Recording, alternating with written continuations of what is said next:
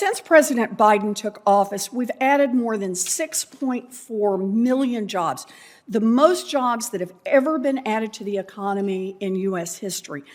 But over the past few months, families have faced higher prices at the grocery store, at the gas pump. Addressing inflation is one of the Federal Reserve's most important jobs. And if we're going to solve this problem, then we need to understand why it's happening. So if we can, let's start with Econ 101. Chair Powell, in markets with lots of competitors, are companies' profit margins generally likely to stay low? That is, in competitive markets, are profit margins likely to stay steady, modestly above the cost of labor, materials, and capital?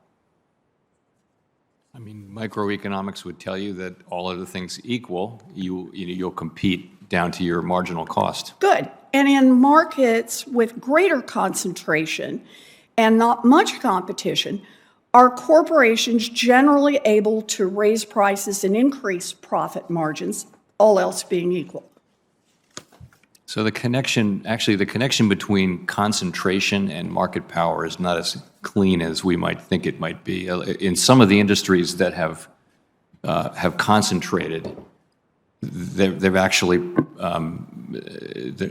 has been, sort of lower cost increases. It's resulted in lower cost to consumers, and I'm thinking there of retail and things like that. So it's not as direct. Well, but let me ask it the other way then, because we're still kind of doing Econ 101 here. If you're a corporation that has eaten up most of the competition and cornered the market, is it easier for you to raise prices on your customers and maximize your profits because you don't have to worry about losing your business? In other words, you've lost the discipline that the market imposes. In principle, if you don't have competition and you're a monopolist, yes, you can raise your prices. Okay, and over the past year, we know that prices have risen because of supply chain problems, unexpected shifts in the demand for goods, and even higher labor costs. But if corporations were simply passing along these costs in highly competitive markets, would the company's profit margins have changed much? So many things affect those that calculation.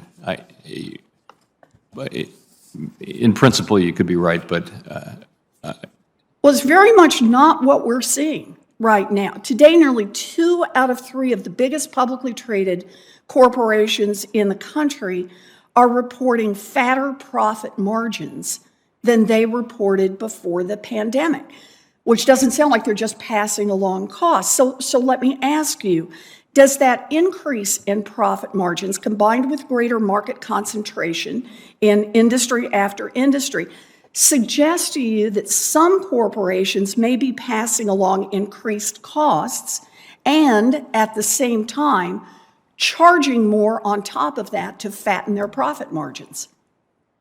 That could be right. It could also just be, though, that demand is incredibly strong, and that they're raising prices because they can. Well, that's the point. They're raising prices because they can, and they're not being competed down. Market concentration has allowed giant corporations to hide behind claims of increased cost to fatten their profit margins. So the consumer pays more, both because the corporation faces higher costs and because, as you put it, because the corporation can increase prices. The reason I raise this is that higher prices have many causes, and we can't overlook the role that concentrated corporate power has played in creating the conditions for price gouging. Now, before my time expires, I want to ask you about one other important topic, and that is about climate change. Mr. Chair, when you came before the Banking and Housing Committee last July, you said that the transition to a lower carbon economy could, quote, lead to a sudden repricing of assets or entire industries, and that we need to be in a position to deal with all of that. Why is it important for the Fed to assess risks related to climate change in order to fulfill its mandate? So our role on climate change is a limited one, but it's an important one, and it is to assure that the banking institutions that we regulate understand their risks and can manage them. And it's also to look after financial stability. And with financial stability, the issue really is, can something from climate change arise to the level that would threaten the stability of the entire financial system? So that sounds like more in the nature of what you were reading, something in the nature of transition risk, where some unexpected government policy change happens, which could potentially create disruption. Yeah. Well, the world is running out of time to deal with the climate crisis, and the Fed has an important role to play here, and I hope the Fed will step up. Last thing, Chair Powell, I sent you another letter asking for more information about the Fed's ethics scandal, and I asked for a response by next Monday. Can I receive your assurance that I'll get that response by next Monday?